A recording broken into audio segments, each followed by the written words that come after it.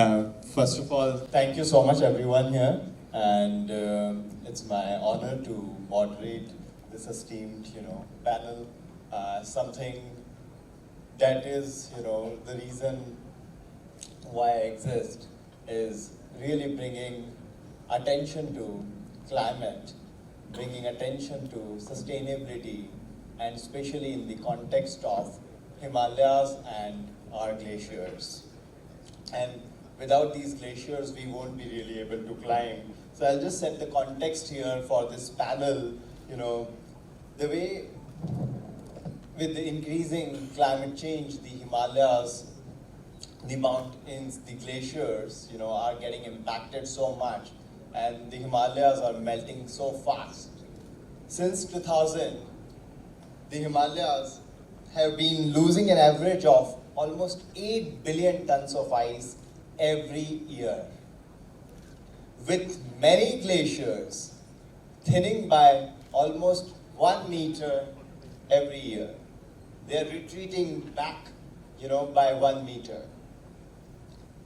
In just last couple of decades, the region, this third pole that we talk about, the Himalayan region, the Hindu Kush Himalayan region, has lost over almost 40% of the ice volume here. And if global emissions continue to increase with this current pace, by the end of 2100, we'll almost lose 80% of the ice and snow on the Himalayan glaciers.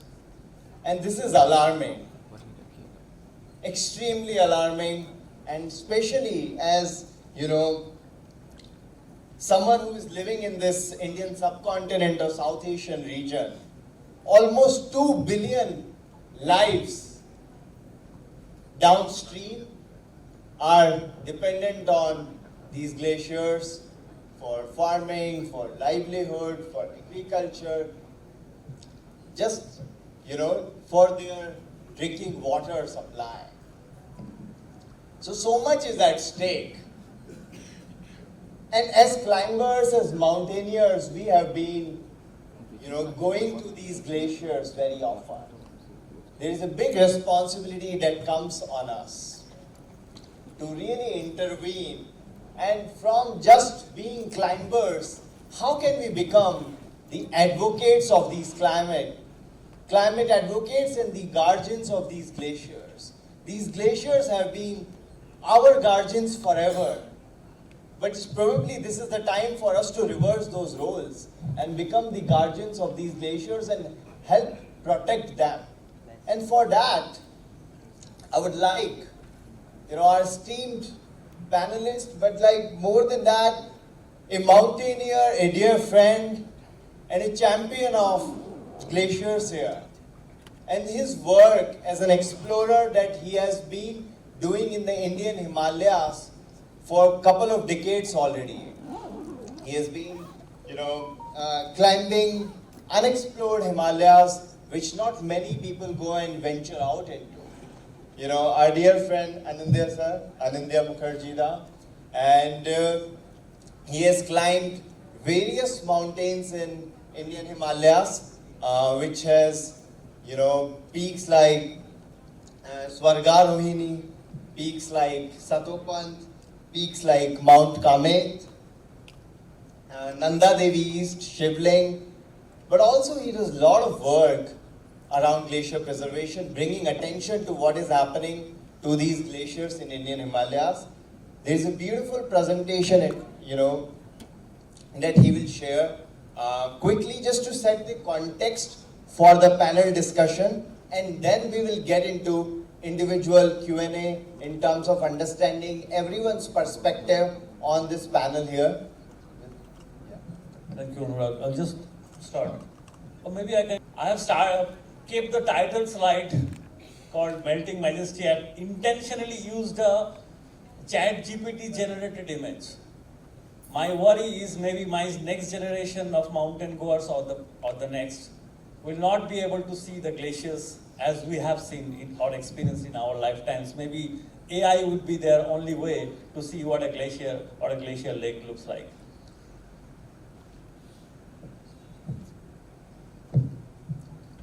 Okay, can you please play the video? So this is a video from last year, 2023 October. The South Lena Glacier in very north Sikkim had exploded. There was an outburst flooding. As we all know, it became in the news. And I was nearby, and it is immediately, almost like after 7 days of that, I was trying to get to Lachen. And you can see this is the condition of that Lachen connecting road. What is the condition of what? And if you look at the river level, how far below it was. So imagine that night of October 4, 2023, the river Tista had come up to this level. Imagine the tsunami-like wave must have come. Next. And that wave came in to the first dam. This is the Chungthang Dam in North Sikkim, and completely blown it away. This photo I took before this flooding happened, of course. Next. So, using these images, you can see on the left is before the dam broke, and to the right is what is the aftermath, what it looks like now. Next.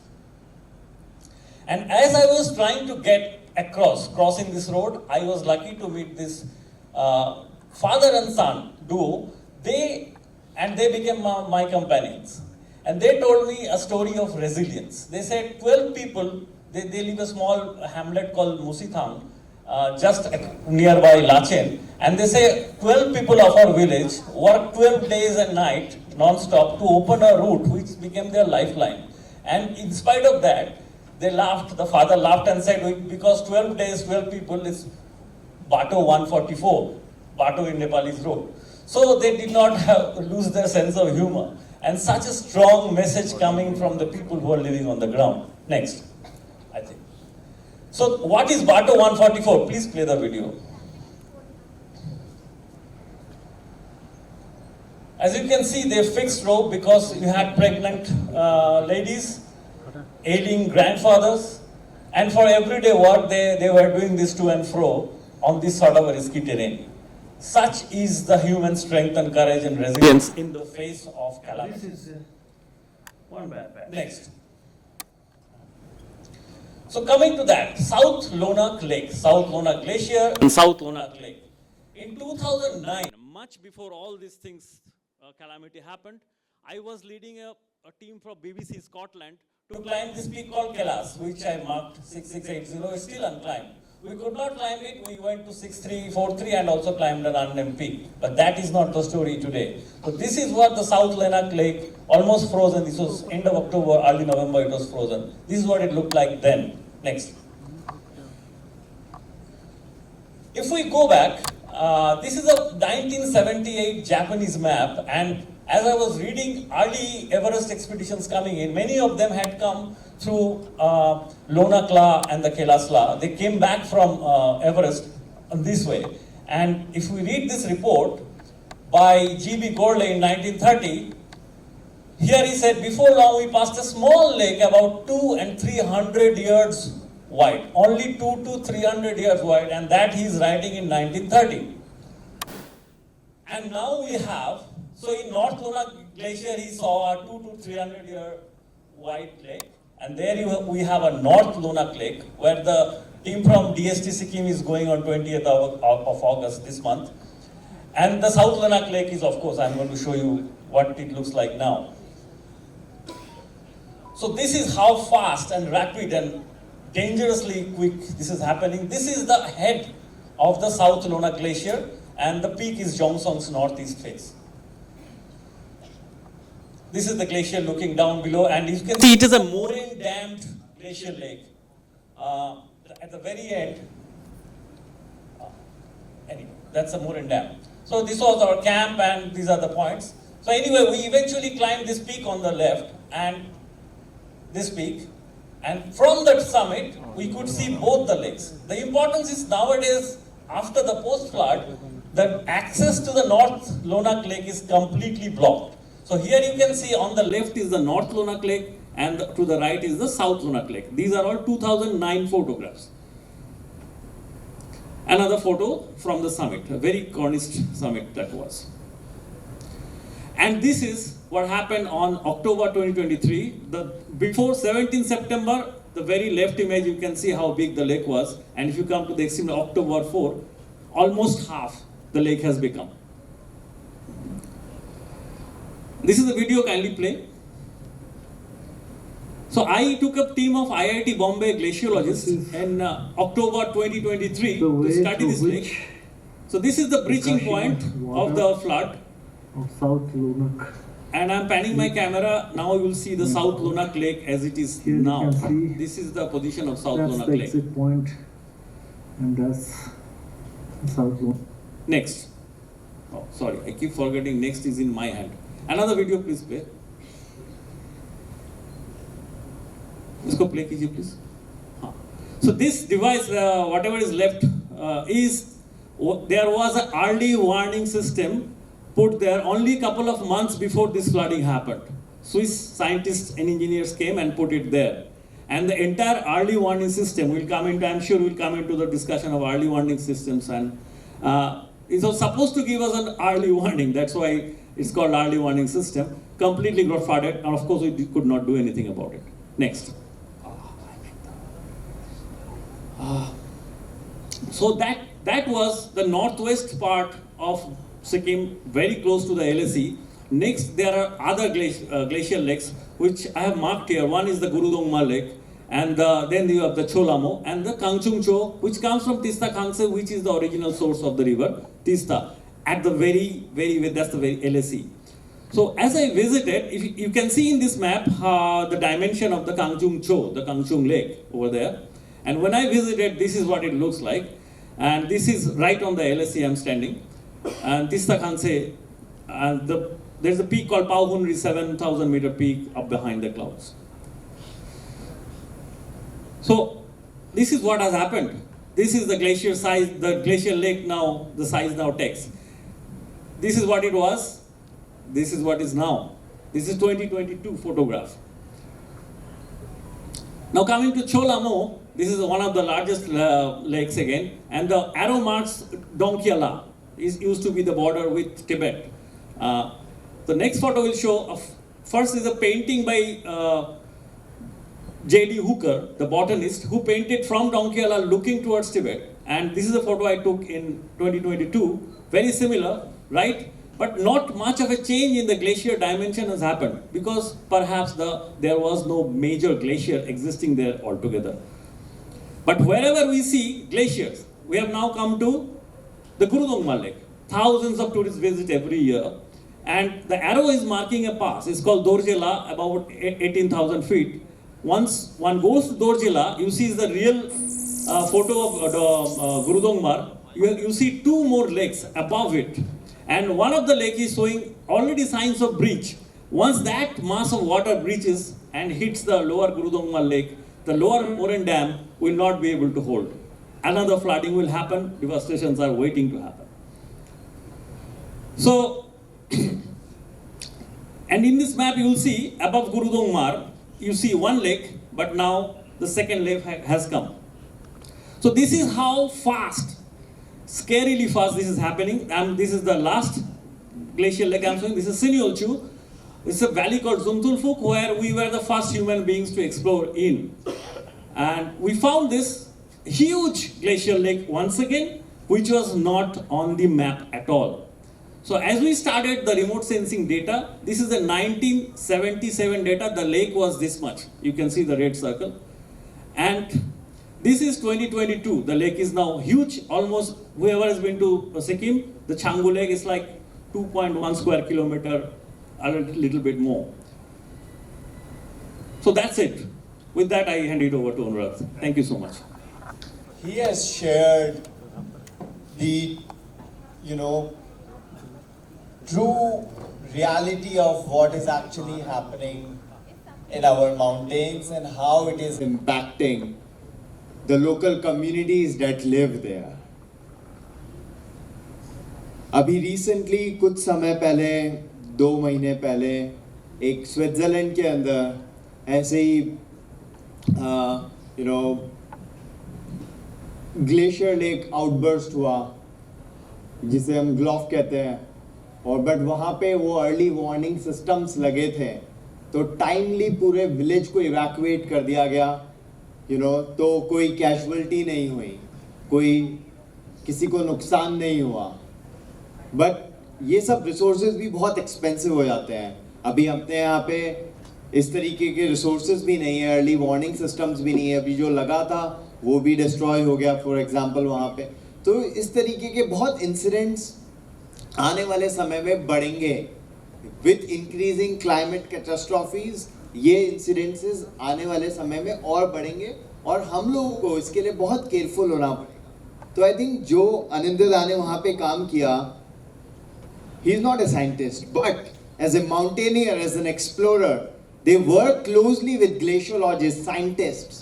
एक interdisciplinary approach था इस काम को।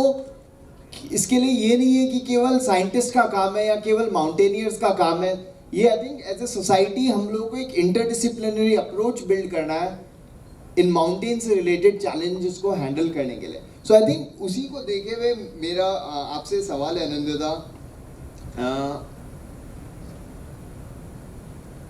आपने आपके blog पे और अभी इस प्रेजेंटेशन में भी बताया कि साउथ लोनाक ग्लोव जो हुआ, आपने बड़ा रॉ इसका एक ह्यूमन सेंटर्ड व्यू और पिक्चर दिखाया हमें कि क्लाइमेट डिजास्टर जब हिट करता है तो ये सब हो सकता है। So given the breakdown of early warning systems, before that flood, how can climbers and the local community, of explorers and mountaineers become the eyes and ears of, these glaciers on the trail? Because they live there, they are either climbing there, they are being there. How can we create a decentralized monitoring system, a network of these eyes and ears of glaciers, so-called glacier guardians? How do we create that? How do we work closely, by informing what is happening to these glaciers on time to the communities? आपके experience से आप इस पे light डालेंगे? Of course. When I first saw these glacial lakes, for example, you are visiting the same glacier after 10 years and you saw the lake has expanded, not just expanded, dramatically expanded. And I thought that we are not just here for our adrenaline or to get our own dopamine recharge. We can act as messengers. We have whatever we have seen up there in front, we can bring it back to our people, to our scientists and the government to act upon. So Mountaineers, मुझे लगा कि we can be a messenger. That's very important. And number two is normally whatever this early warning system, I think we have a very top-down system, and it only whatever we're trying to conserve per se is happening within national parks or protected areas or any particular glacier areas. But we have to look beyond those areas and we have to make the community part of it. And इसके लिए मेरा I've been thinking about it, and this is, I think, is a great platform to put it across. Maybe we can create an app, open source app, and where people, trekkers or mountaineers or travelers are visiting a place, and they can geotag something and put their whatever they're seeing, including photographs. For example, how this might work. Of course, this is just a thought now. One is going to XYZ glacier and 3 people reporting of the same incident, like we have seen 1 meter change or retreat of certain thing, and the app owners then can have an access to the government concerned department, and we can put a red flag there. Something is happening here, please have a look. What we can do proactively to mitigate, the mitigation of the floods, etc. Your question is loaded, so I think this is... this is great. I So think it's a great start. So maybe I3 Foundation can think about it, but they have a great... So this is exactly team. actually, Yeah. I'm also trying to do with the Great, Voice of great. Glaciers Foundation. Yeah. How do we put these systems in place? where we are able to collect a lot of this information from communities and engage them, you know, in creating, ensuring कि early warnings हो सके, एक technology को कैसे use कर सकते हैं हम अब आजकल बहुत AI और टेक की बात करते हैं, but how do we use that tech and innovation that has for to be the work brainstormed. in place? Can I just take one? Please, please. Like the early warning system being flooded in South Lona Glacier, उसका first line of defense था अपना ITBP camp. They were the first people actually. They took the first brunt. रात को आवाज आई and I stayed in that camp later on उनके साथ जो लोग थे उस रात को. That very night, so I could hear record their stories. And they basically उतना हथियार लेके भाग सका था, बाकी कुछ नहीं उठा सका था. And entire thing got wiped.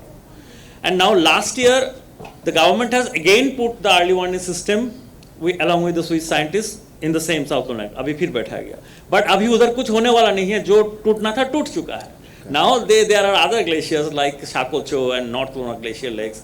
They are the triggers now.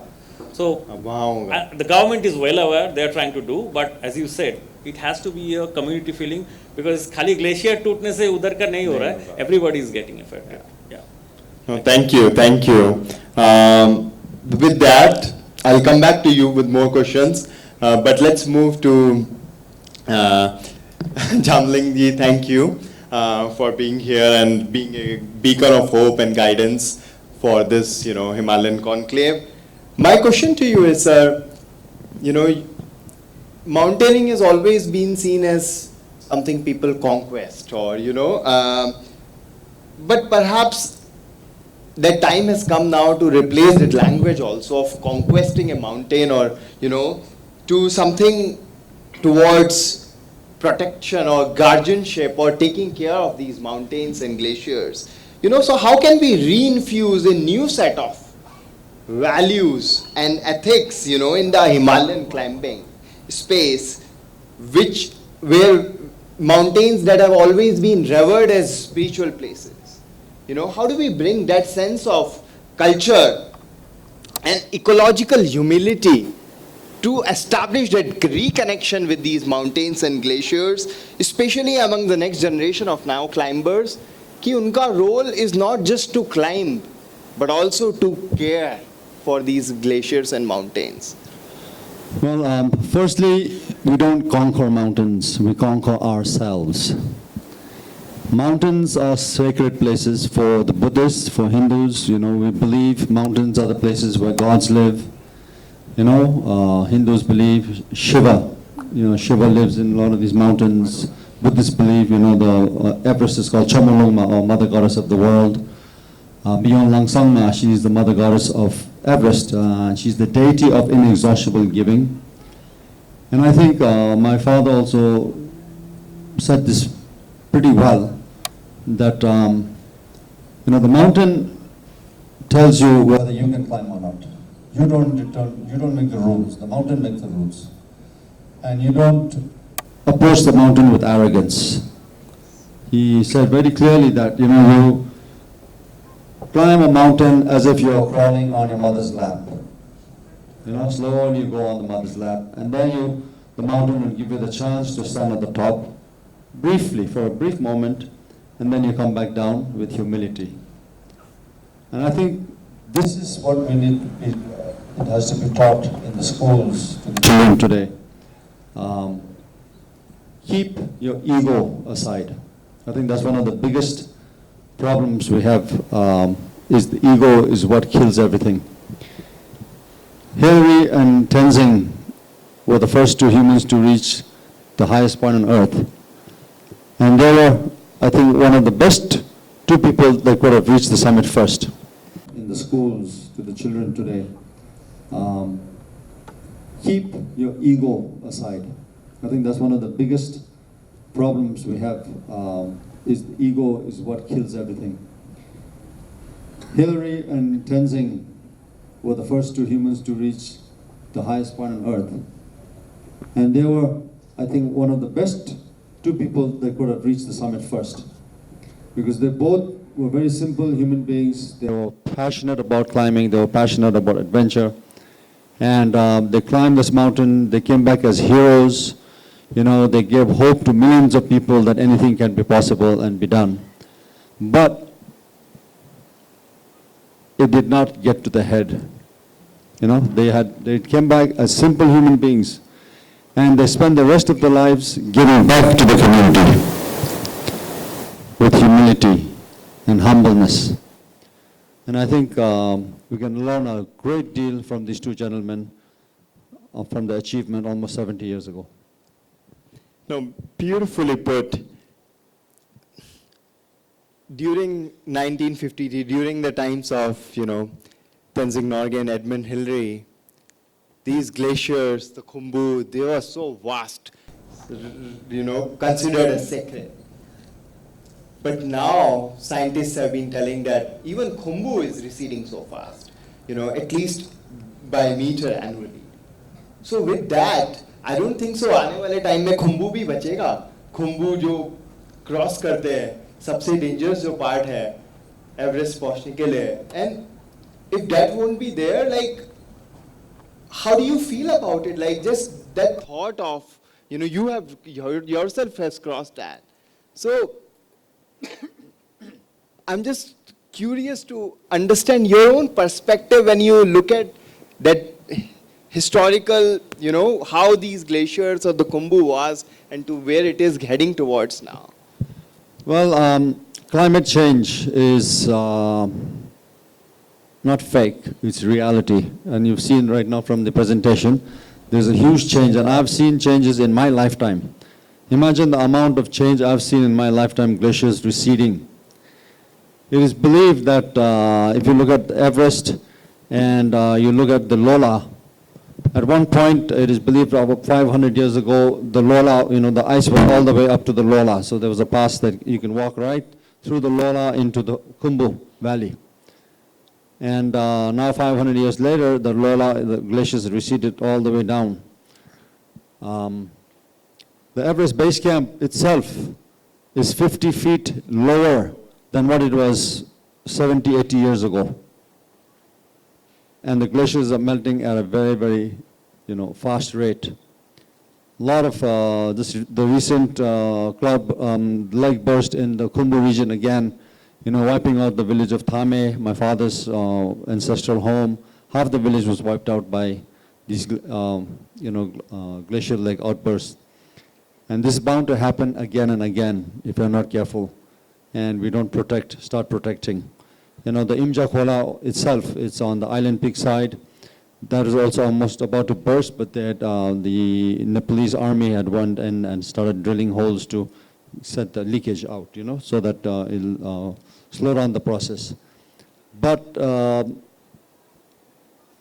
it is up to the governments, of the world today to take immediate action to stop or slow down, at least try to slow down, the climate change and climate control. So we are at a very dangerous point in our lives today, as far as the environment is concerned. And I've not only seen this in the Himalayas, I've seen the environment and the changes in Antarctica as well. Antarctica is melting at a very, very fast rate. And what happens with all the ice that starts to melt in Antarctica, if all the ice melts, the ocean levels are going to rise, which means they're going to be flooding in all the sea level areas. So it's a good warning for us to take some action. I will now move to another important stakeholder when it comes to, Himalayas and our glaciers, is actually Indian Army or the armies around the, in our region. And we have, a high altitude expert, Chohan sir here, Colonel Chohan, and who has himself served in Siachen and Himalayan zones. They have been also running a cleanup project in Siachen called Swachh Siachen Abhiyan. And,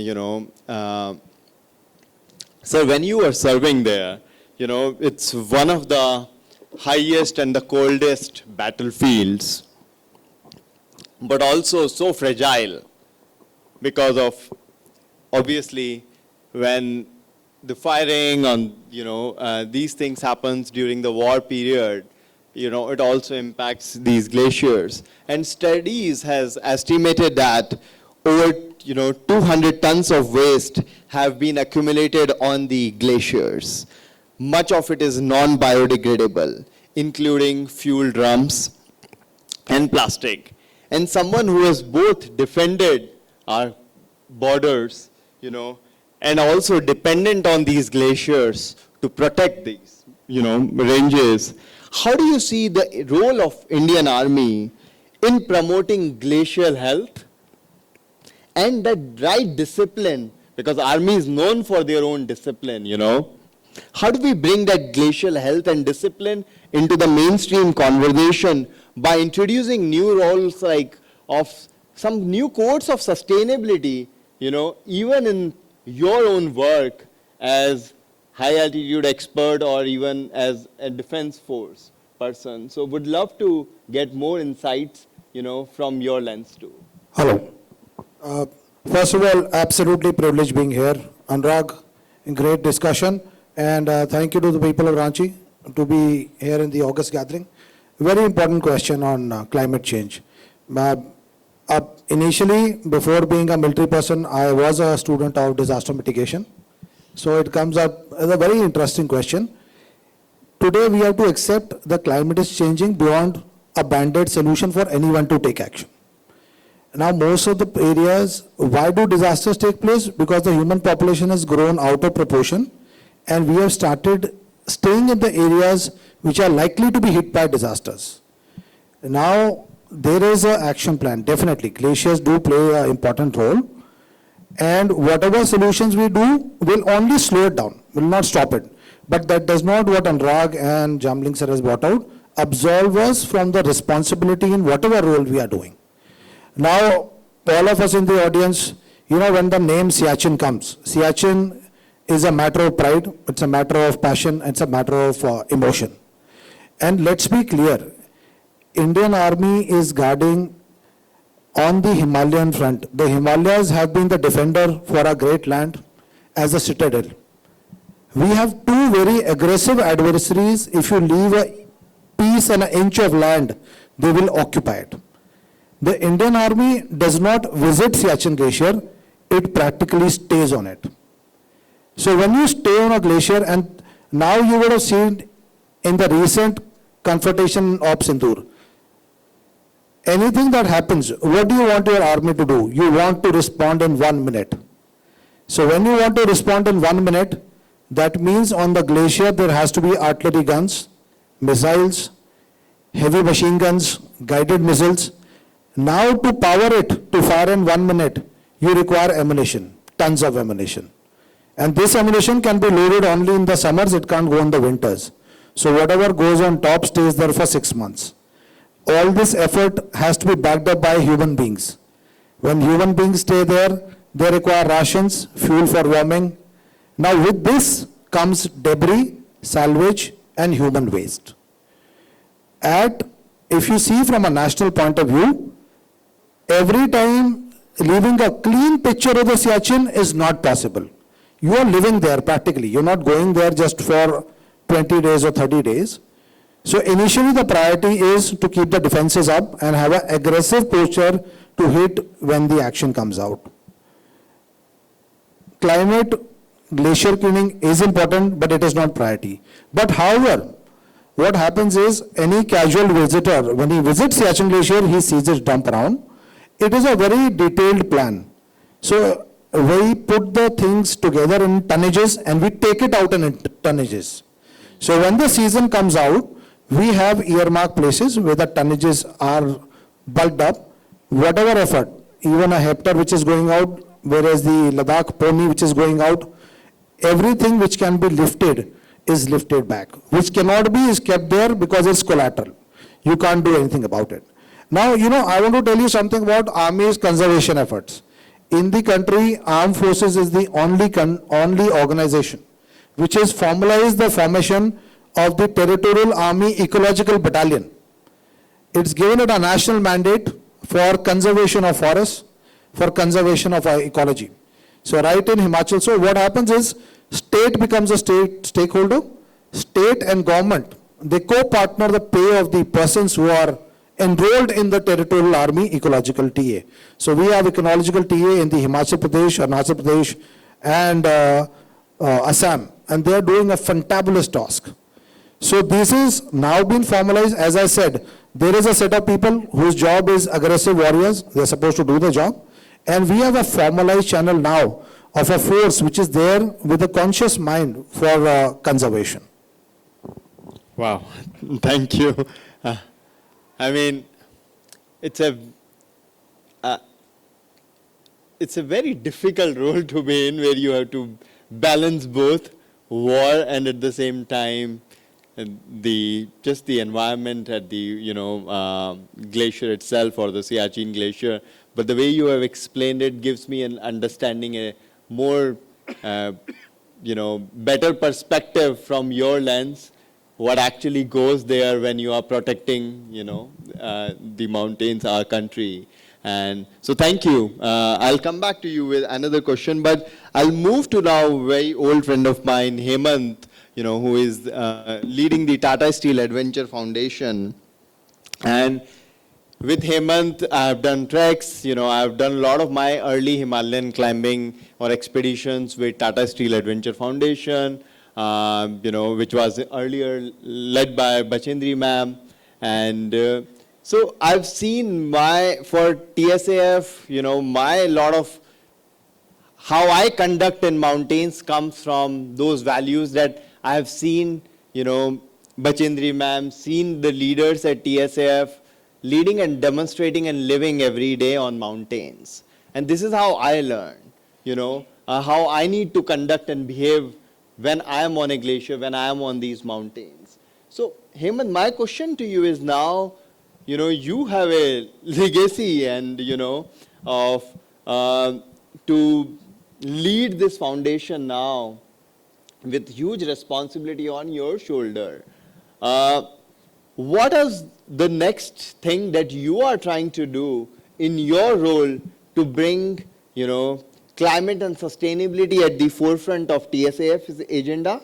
And especially, you work with a lot of corporate and the youth, especially by introducing them to the mountains closely.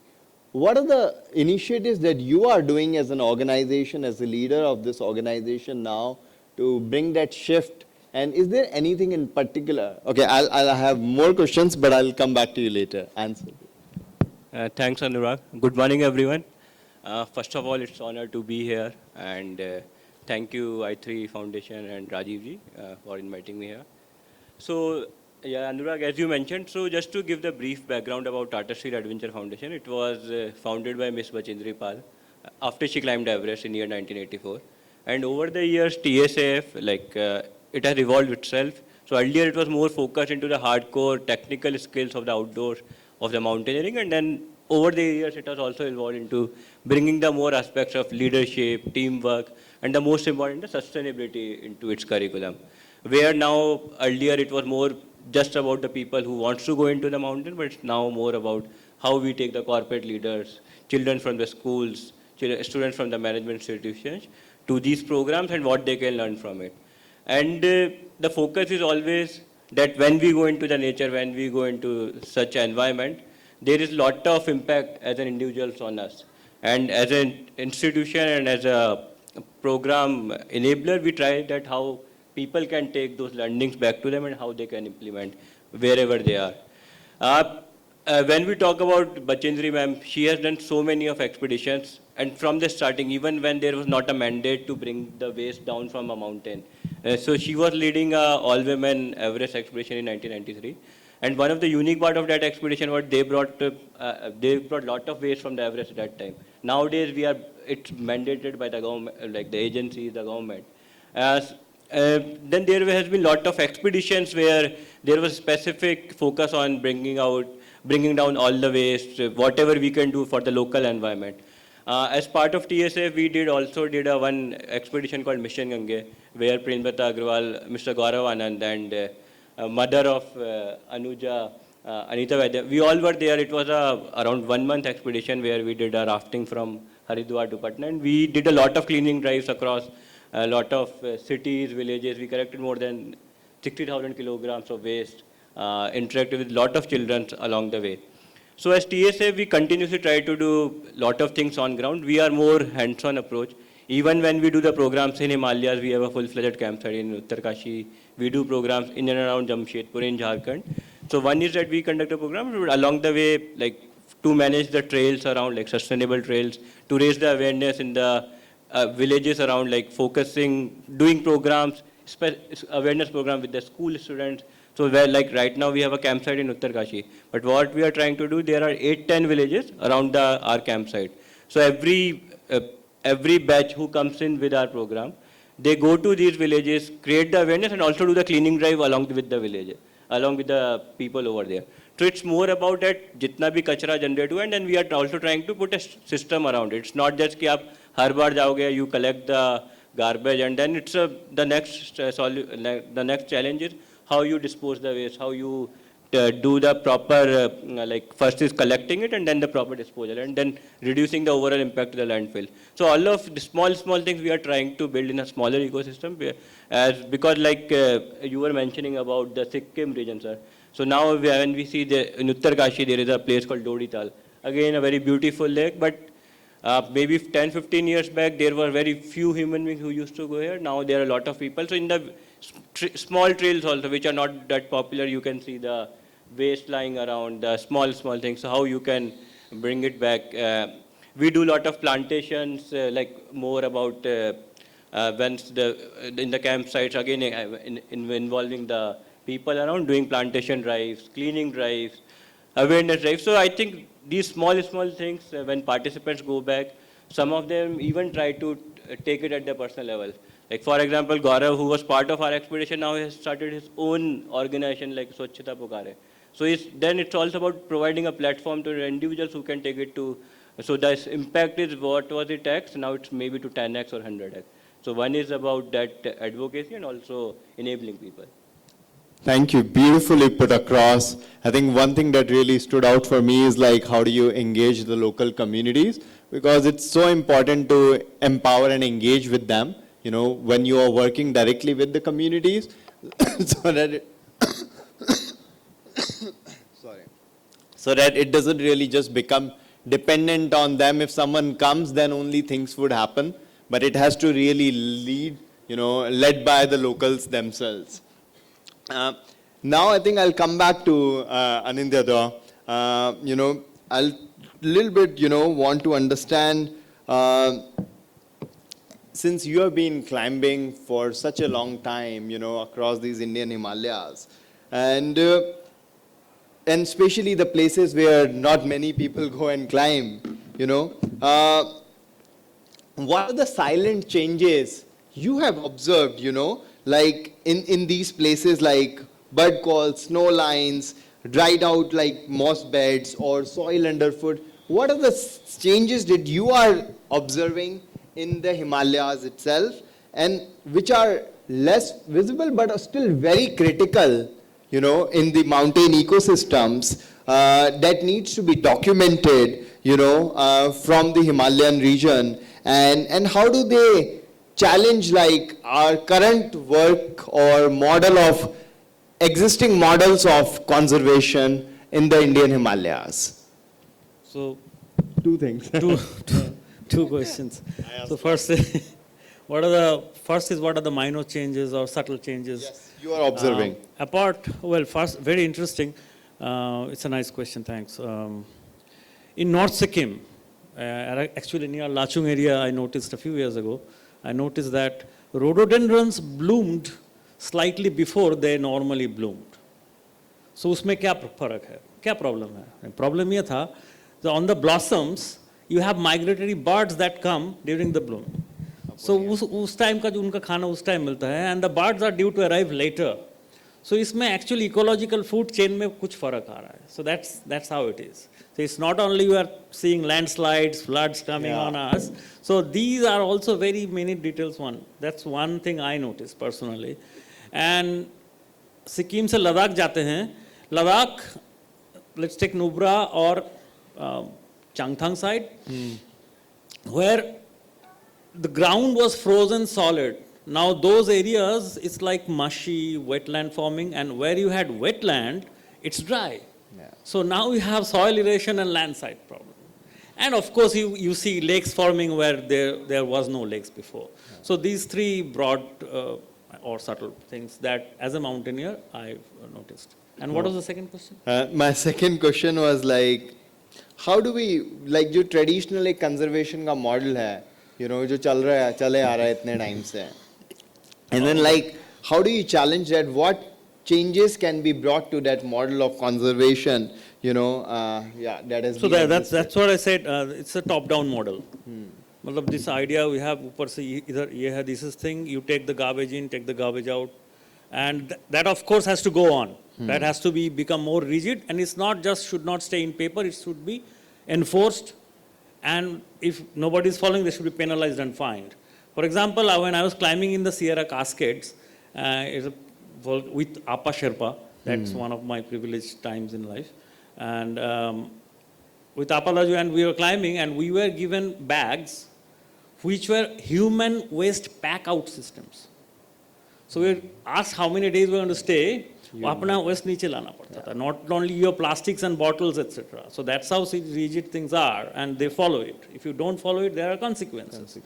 And other thing is, instead of let the top-down system, the government model remain, let our awareness be there. Plus, let's include, for example, we saw yesterday a short film on the Gaddis. And we have Drokpas, Brokpas, Changpas. They know the language of nature.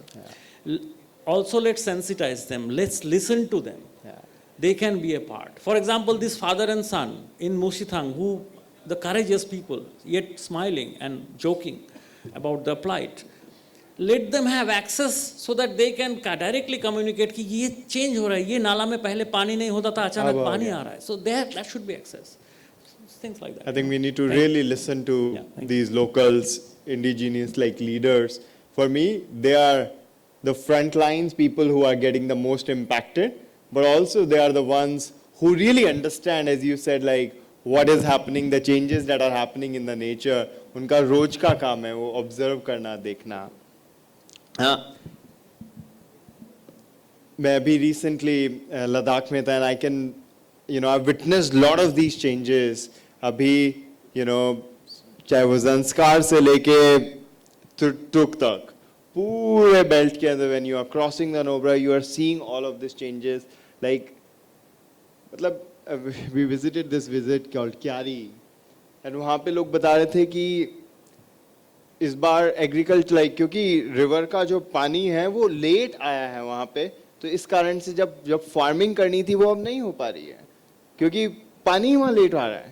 क्योंकि cycles of seasonalities बदल चुकी है. So that's what I'm saying. Is top down को रहने दो. Let everybody. We are affected when something have. Everybody is affected. Yeah. So everybody, not only be empowered and sensitized, they should have some direct access to communicate कि ये कुछ हो रहा है. So I think मतलब bottoms up भी चाहिए, community led भी, and also top down like policy level change भी चाहिए. Also like mountaineers who are going to advance they are taught crevasse rescue और उसको glacial का वो भी learning का basic level कुछ सिखाया जाए. So they can also say this is first lesson कर रहे हो, new route कर रहे हो, बढ़िया बात है, but also first time you are reaching a glacier, so how to document it? Not only खाली 360 degree camera घुमाया उससे नहीं होगा, so you have to listen to the language. So basic language सीखना चाहिए, वो भी सिखाना चाहिए. Mountaineering courses में. Absolutely. No, thank you. Such an important one. Over to you, Jamling sir. In your case, since you have also a strong legacy, a lineage, when it comes to not just as a climber, but also conservation in Himalayan region, someone who are the guardians of these regions too.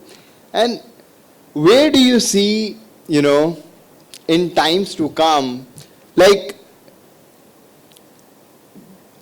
in simple words, like, do you really see कि mountaineering आने वाले कुछ सालों में continue होगी या बंद भी हो सकती है? The way it is just also becoming I mean, sometimes a strong tool for exploitation too, of the mountains.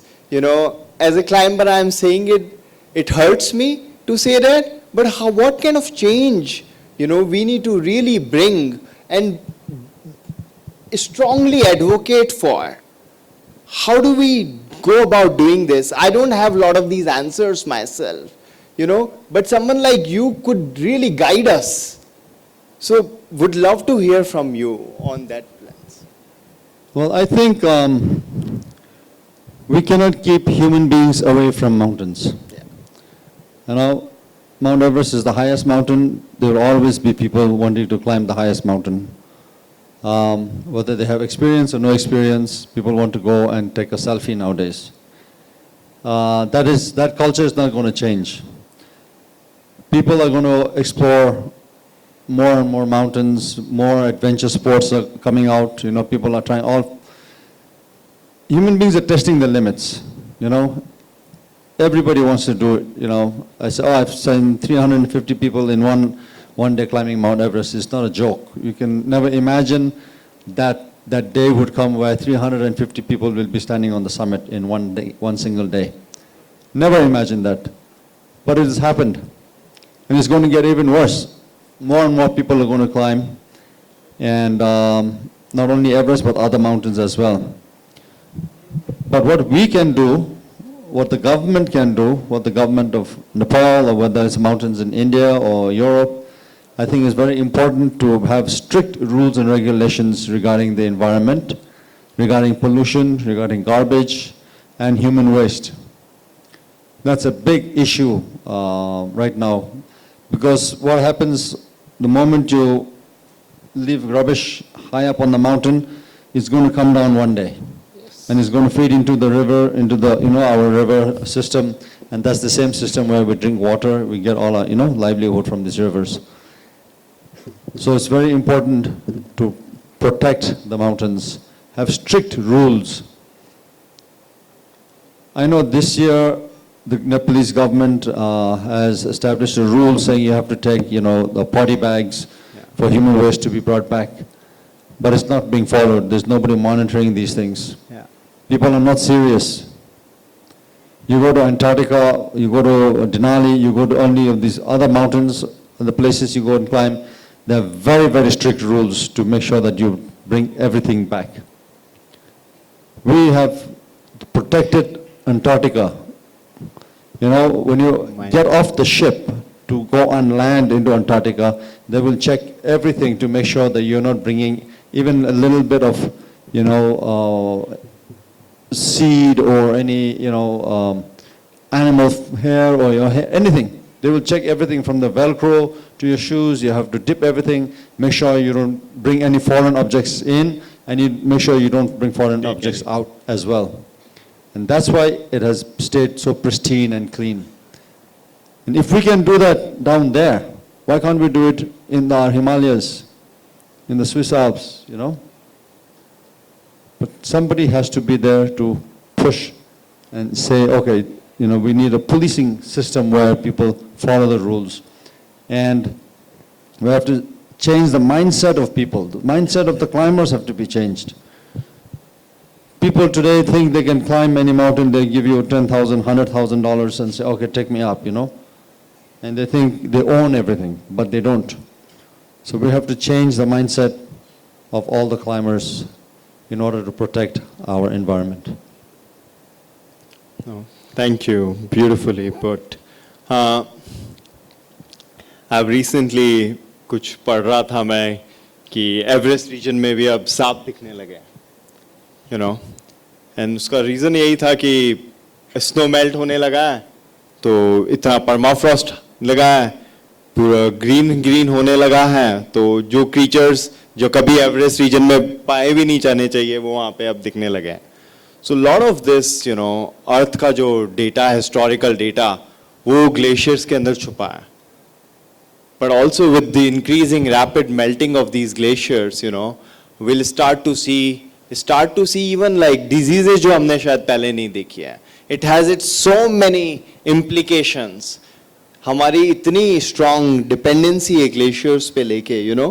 So how do we, sir, you know, when glaciers and our lives are so interdependent on each other,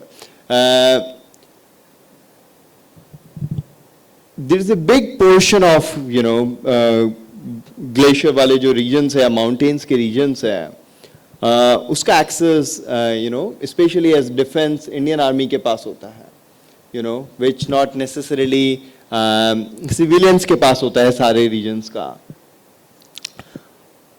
How can we, you know, like work closely or collaborate with Indian Army या आपके जो army के expeditions होते हैं उनसे के साथ में just to do lot more research to understand कि उन सारे जो areas है जो unaccessible है एक civilian के लिए वहाँ पे क्या चीजें चल रही है वहाँ से हम you know just to see what is actually also happening there. How do we work with, you know, on projects that can bring lot more, you know, throw light to what is happening actually in these mountain ecosystems.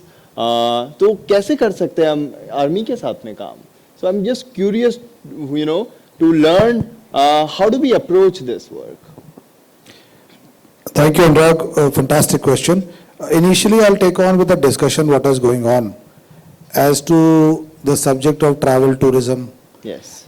You know, how does a country view that this area is becoming viable? They want tourism. Tourism is a matrix for commercial prosperity, but then tourism comes with its own pitfall. Now, what Jamling sir brought out was very clear that whatever adventure activity people are doing is for that one moment of selfie. Whether it is jumping over Palm, Dubai or standing on Everest. So there is a clear distinction between a casual tourist who is indulging for a fleeting moment and a responsible traveler who lives with a story. I think first we need to change the name of Ministry of Tourism to Ministry of Travel and Experience. It is the experience into your cultural zone. You are allowing somebody to be there. So that connotation, like everybody of us has agreed, that commercialization and tourism cannot be linked as a parameter for gauging success. So coming from that to the second question, Anurag, absolutely, there were a few areas in India. Indian Army through Army Adventure Wing is one of the oldest members of the Indian Mountaineering Foundation. And in India, it's replete because of our operational role that we have been associated with mountaineering from the days of yore. We have a strong connect. There was a requirement by a number of expeditions which used to go that we get permissions quite late. So over a period of time, the positive which has come out is Army Adventure Wing now controls most of the permissions of the mountain regions. So it's very simple. Through the IMF, you apply, you send it to the Army, and within.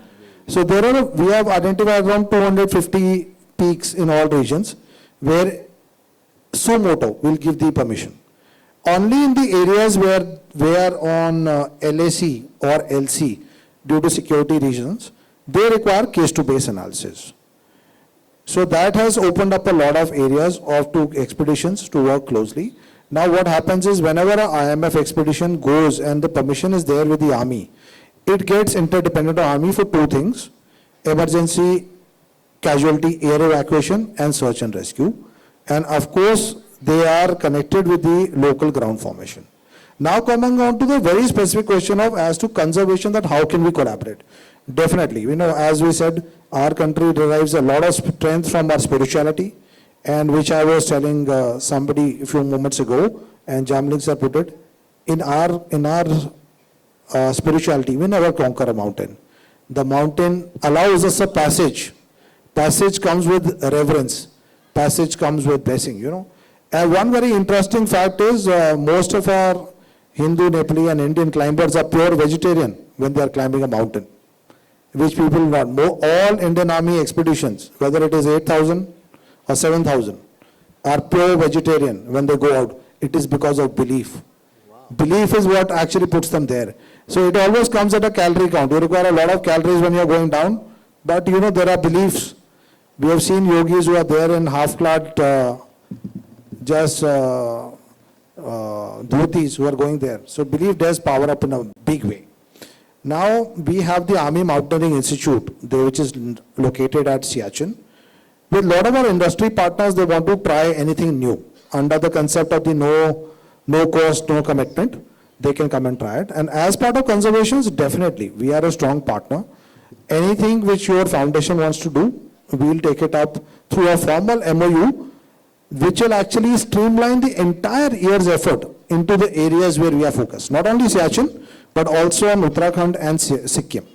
Sikkim now has become quite treacherous in terms of ray glacial bursts. And also in Uttarakhand, you will notice now the climbing season is only pre-monsoon. After monsoon, it actually becomes a bit tricky. So all these regions are definitely open. And I assure you my word, Anurag, what side discussion we had, we are a strong partner. Defending our borders and defending our ecology are intertwined. So there is no distinction. Thank you. Beautiful. Hemant, I'm not going to ask you now question, but rather, because we have to close this session, I have a quick rapid fire question for all of you. Just one question to everyone and try to answer it in one phrase. Okay, one small sentence or a phrase. And the question is, next time you go and visit any glacier, what do you think that glacier would tell you?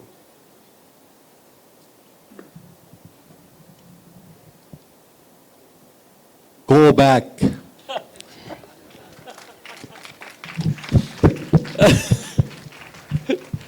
I love it. Listen to me. A relic. An ancient relic. A consequence of the sins people doing in the plains. So I just want to close it. So I was just hearing a TED talk of a Prime Minister of Bhutan, and he was sharing that he was telling that the people in the mountains are facing the consequence what we are doing in the plains. So it's more about the people be it in the Ladakh or the Himalayas, in Tibet or Nepal. It's more the glaciers are melting, but it's not that it's melting. It's melting because of the things we are doing. Our actions here. So what we are doing in the plains. So there are so many things like fast fashion, the dopamine effect which we get when we climb the mountain. I think the similar effect when we are on the screens and watching the new clothes coming every week in the stores. Like how we can restrict our overconsumption. Nowadays, when we talk about the consumption of the electricity, normally in the summers we put the AC on 16 and 17 degrees centigrade, and then we put a heavy blankets while we sleep. हम room को लद्दाख बनाए थे and then we put a heavy blanket. Instead of it, can we put the AC on 27, 28 degrees Celsius and don't use any these things. Using a shared vehicle. So these are small things which can be a more impact. Otherwise, we'll have. You were talking about the climbing mountains in actual mountain. Now we have landfills shrooming up in all the cities. We have artificial mountains which are coming up. So it's more about that how we can make small lifestyle changes, and overall impact can be much higher. Yeah, thanks, Anurag. I mean, that's a beautiful closing. The small actions leading to larger impact. And I think this is what we all have to now not just preach, but really live every day. Not even if you're on a mountain or not on the mountain here in Plains. So thank you so much. It has been such a fantastic panel here. Thank you, Anindya. Thank you, sir. Thank you. Thank you, Anurag. Thank you.